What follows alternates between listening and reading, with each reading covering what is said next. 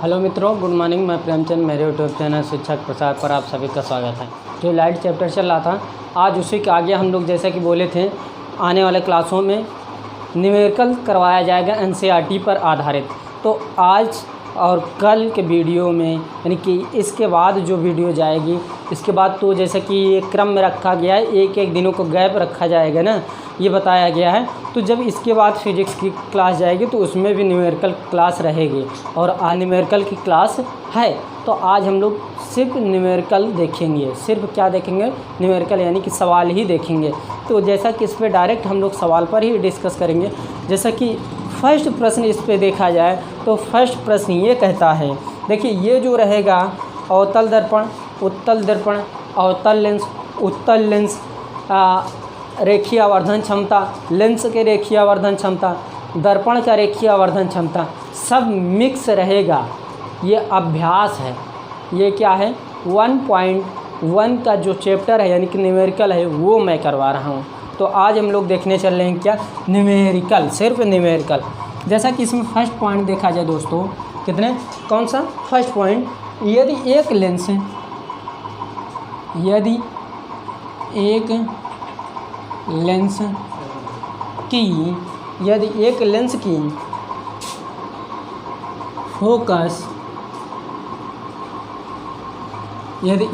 की फोकस दूरी -20 सेंटीमीटर है, तो लेंस की क्षमता ज्ञात कीजिए। तो यदि यहाँ पर देखा जाए दोस्तों, तो ये बहुत नॉर्मल तरीके से इसको समझा जा सकता है। तो यहाँ फोकस दूरी दिया है, यानी कि जैसा कि हम लोग बोल सकते हैं कि यह बराबर दिया है -20 सेंटीमीटर है। तो जैसा कि ये सेंटीमीटर में है, तो इसको हम लोग मीटर में बनाए के, इसलिए जो यह का मान होता है वो क्या होता है? मीटर में होता है। और इसका जो लेंस की क्षमता है, इसका मात्रक डायोप्टर होता है। तो इसको हम लोग मीटर में बना लेते हैं। तो मीटर में बनाएंगे तो दोस्तों किससे भाग देंगे? 100 से भाग देंगे। 0 से 0 कट गया, ये कट गया, तो -1 क्या हुआ? 5 मीटर मिला। क्या मीटर में मेरा कन्वर्ट हो गया? तो आप लोग जानते हैं कि ये जो पी होता है, इसको पी नहीं बोलते हैं, बल्कि इसको रो बोलते हैं। क्या? रो भी बोलते हैं। क्या? रो या पी। पी इसलिए बोल देते हैं जिससे क्लास 10th वाले बच्चों को थोड़ा समझने में आसानी हो जाए। इसको वाकई में क्या बोला जाता है? रियल में क्या बोला जाता है? इसको रो बोला जाता है। क्या? रो। लेकिन रो जो होता है थोड़ा इस प्रकार होता है। अब इसी का आगे 1/, क्या होता है? यफ होता है। देखिए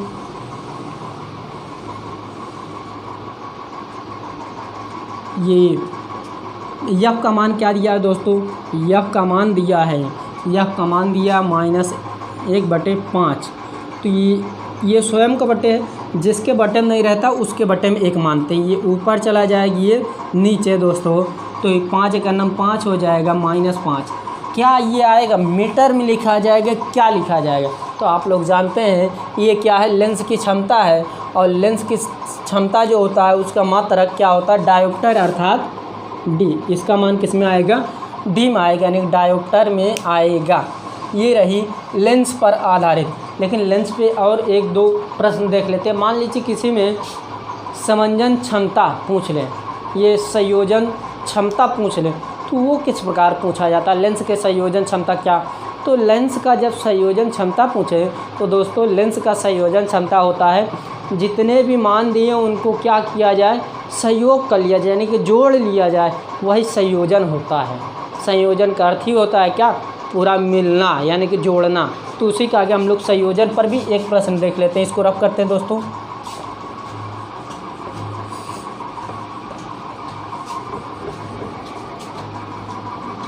जैसा कि बहुत से बच्चे कह दिए सर क्लास 11th की क्लास नहीं स्टार्ट कर रहे हैं, तो मैथ और फिजिक्स रेगुलर चलेगी। उसी के साथ आपकी एक क्लास और चलेगी जो बंद नहीं होगी। जो जब तक सिलेबस नहीं कंप्लीट होगा तब तक उसकी क्लास नहीं बंद होगी। वह क्लास क्या होगी? केमिस्ट्री की। आने वाले सर जी आपको पढ़ाएंगे केमिस्ट्री व इंग्लिश, दोनों चारों सब्जेक्ट चलने वाले हैं। आपको सारा मटेरियल यहीं से मिल जाएगा, संभावना ये है कि स्कूल जो विद्यालय हैं वो खुलने की संभावना नहीं है, ऑनलाइन क्लास चलने की संभावना है। जब चलेगी तो हम आपको ये भी बता देंगे कि किस चैनल पर चल रहा है, मेरे चैनल पर चल रहा है या कि मैं दूसरे चैनल पर जाकर पढ़ा रहा हूँ, वो मैं आपको क्या करूँगा बता दूँगा। इतनी बात क्लियर। तो जैसा कि यहाँ पर एक प्रश्न और देख लिया जाए। यहाँ पर दिया गया प्रश्न, मान लीजिए कि +4.5D अर्थात डायोप्टर और -2.5 डायोप्टर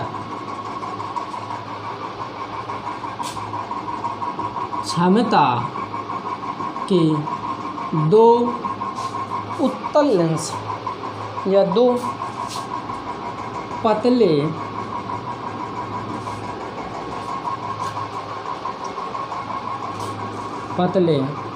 लेंसों के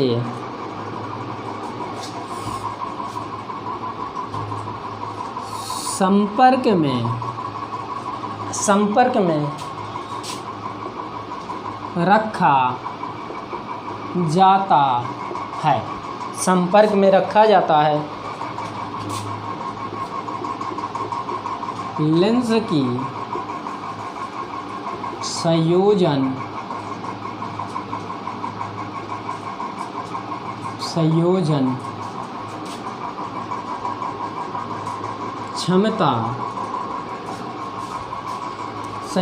क्षमता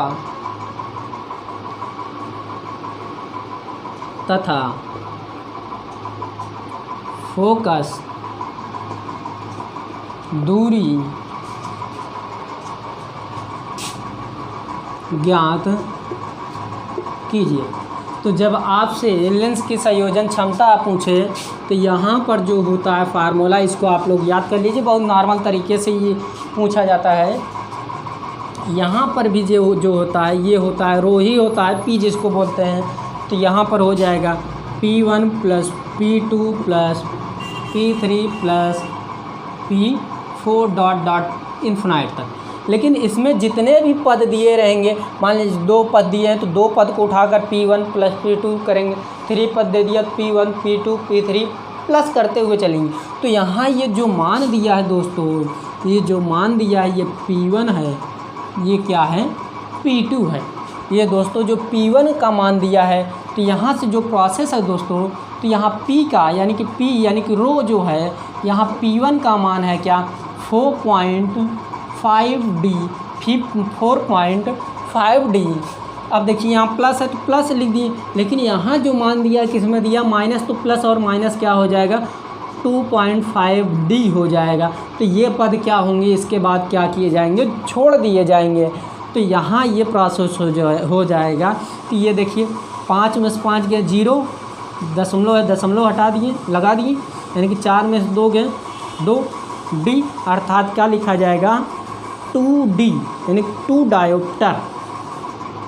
तो एक तो मान मेरा निकल गया संयोजन क्षमता, ये तो निकल गया। अब इसके बाद क्या होगा, फोकस दूरी हो जाएगी। तो फोकस दूरी के जो प्रक्रिया है दोस्तों, तो फोकस दूरी आप लोग जानते हैं P बराबर होता है क्या, P बराबर होता है 1/f, किस में मीटर में होता है क्या, मीटर में। ये जो किस में है डायोप्टर, यानी कि ये भी क्या है मीटर में। इसलिए जब मान जो हमारा मीटर में रहता है तो उसको हम लोग किस में लिख देते हैं, डायोप्टर में ही लिखते हैं ना। तो ये क्या है मीटर में ही लिखा गया है। तो ये क्या है P का मान क्या दिया है 2 डायोप्टर हो जाएगा, 2 डायोप्टर हो जाएगा। तो 1/f है, तो इसका 3 मल्टीप्लाई होगा दोस्तों। तो ये हो जाएगा 2D × f बराबर 1। ये गुणे में उधर जाएगा क्या हो जाएगा मीटर में, यानी बटे में हो जाएगा 2 मीटर लिखा जाएगा। तो डायोप्टर से हम लोग मीटर में कन्वर्ट कर सकते हैं और मीटर किस में कन्वर्ट कर सकते हैं, डायोप्टर को।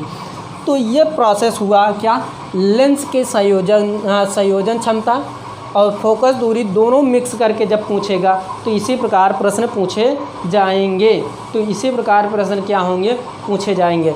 तो रही बात इस प्रकार के। तो अब हम लोग इसी के आगे थोड़ा टफ प्रश्न पर चलते हैं, बहुत ही टफ रहेंगे वो सब। जैसा कि इसमें जैसे छोटी क्लास जो बच्चे होते हैं, मान लीजिए क्लास 10th के, ये जो बच्चे होते हैं प्रश्न का अर्थ समझ नहीं पाते, प्रश्न का अर्थ समझ नहीं पाते हैं, तो यही समस्या हो जाती है।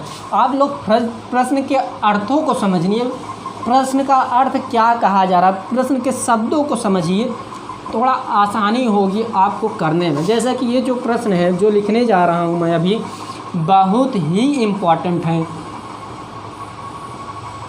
अभी तो मैं सभी मिक्स करवा दे रहा हूँ, लेकिन इसके बाद जो मान लीजिए कि नया चैप्टर स्टार्ट होगा, उसके बाद मैं जो सूत्र होगा उस सूत्र पर सभी प्रश्न को सीरियल क्रम में करवाते चलूँगा, उसके बाद मिक्स करके नहीं करवाऊँगा। तो इसलिए मिक्स करने पर बच्चे क्या होते हैं, कन्फ्यूजन हो जाते हैं उस प्रश्नों से।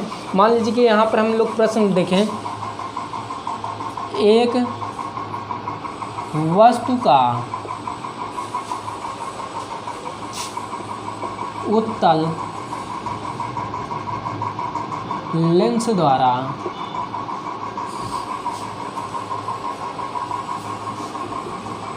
किसी पर्दे पर 3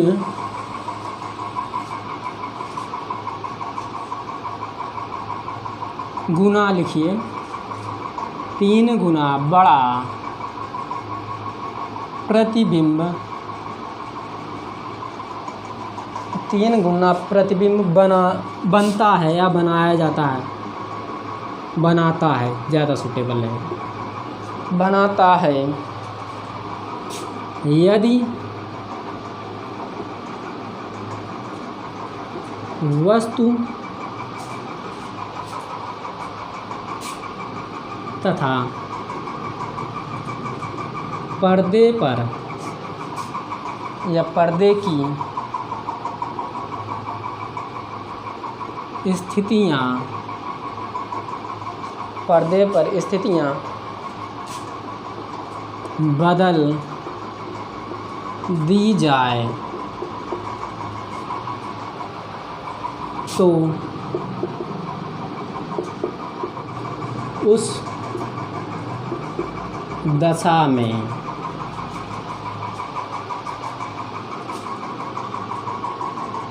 आवर्धन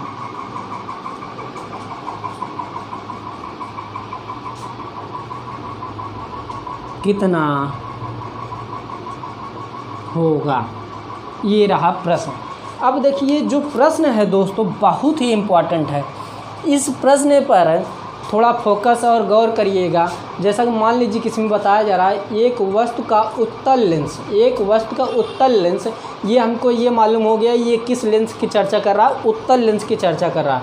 एक वस्तु का उत्तल लेंस द्वारा किसी पर्दे पर 3 गुना बड़ा प्रतिबिंब बनाता है यदि वस्तु तथा पर्दे की स्थितियां बदल दी जाए तो उस दशा में आवर्धन कितना होगा। ये बहुत ही अच्छा सवाल है और कठिन भी सवाल है। तो इसमें हम लोग पहले एक लाइन लिखते हैं कि इसमें किस दशा यानी किस दशा में इसका आवर्धन कितना होगा और इसकी पर्दे पर स्थितियाँ क्यों बदली जा रही, उसको हमको थोड़ा एक लाइन लिखना है। तो जैसा कि यहाँ लिखा जाए,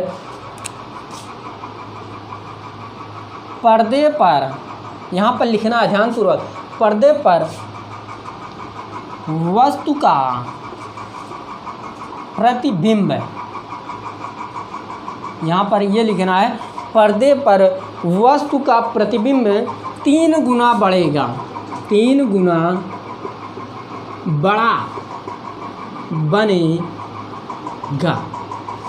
ये हमको लिखना है और ये ध्यान भी देना है कि जब आप इसको सॉल्व करिएगा कि ये एक पॉइंट लिखना है, यानी कि जब पर्दे पर 3 गुना बड़ा बनेगा वस्तु का आकार, तो यहाँ पर यम बराबर मुझे ये क्लियर हो गया क्या है, 3 दिया है कि ये जो प्रोसेस है दोस्तों यम बराबर ये 3।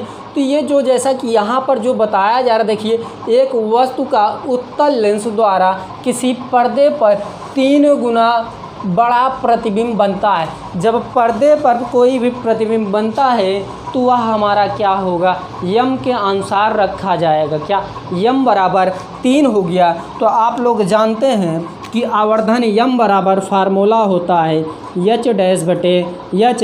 यदि यही दर्पण में हो जाता तो माइनस में हो जाता, लेकिन यहाँ लेंस दिया है तो यहाँ क्या माइनस में नहीं होगा। लेकिन यहाँ जो लंबाइयाँ होती है, जैसा कि यहाँ मैंने माइनस कहीं कहीं दिखाया है, तो यहाँ आप लोग माइनस नहीं लगा सकते और लगा भी सकते हैं। यदि मान लीजिए कि माइनस लगाते हैं तो लंबाई, दूरी, ऊंचाई ये माइनस में नहीं होती। लेकिन यदि इसी का जब दूसरा रूप लिखेंगे क्या v बाई यू, क्या v बाई यू, तो यहाँ प्रोसेस क्या हो जाएगा, यहाँ लिखा जा सकता है माइनस। कब? जब यह दर्पण से रहेगा तब। तो यहाँ पर यह फंक्शन हो जाएगा। ध्यानपूर्वक देखिए, बहुत आसानी रूप से कर सकते हैं इसको।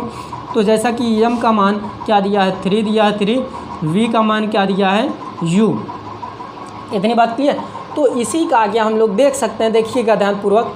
ये जो प्रोसेस है बहुत ही इंपॉर्टेंट है। इसका तिर्यक मल्टीप्लाई कर दीजिए, v बराबर क्या हो जाएगा 3u, 3u। यहाँ इसके आगे तो इतना हो गया जब प्रतिबिंब बनता है। इसके आगे हो जाएगी यदि वस्तु तथा पर्दे की स्थितियाँ बदल दी जाए। यदि वस्तु तथा पर्दे की स्थितियाँ बदल दी जाए तो उस दशा में आवर्धन कितना होगा। तो ये प्रोसेस है, हम लोग यहाँ पर समझेंगे। देखिएगा बहुत इंपॉर्टेंट है ये। जब तक इसके आप लोग नीचे लिखेंगे एक लाइन, जब तक एक लाइन यहाँ इसके नीचे नहीं लिखेंगे तब तक इसकी स्थितियाँ नहीं बदलेगी, तब तक इसकी स्थितियाँ बदलेंगी नहीं। मान लीजिए कि यहाँ पर ये लिखा जा सकता है वस्तु व पर्दे पर, पर्दे की स्थितियों को परस्पर बदल दी जाए। देखिए ये थोड़ा पॉइंट है समझने वाली। यदि वस्तु तथा पर्दे की स्थितियाँ बदल दी जाए, परस्पर बदल दी जाए, तो क्या हो जाएगा। मान लीजिए कि यहाँ क्या बदला जाएगा, v तथा u के रूप में बदला जा रहा है। ध्यान से देखिएगा, ये जो प्रोसेस है ध्यानपूर्वक समझिएगा। ये जो v है, v नीचे चला आएगा, u जो है वो ऊपर चला जा रहा है। ये यही प्रक्रिया बताई जा रही है यहाँ पर। के मान बदल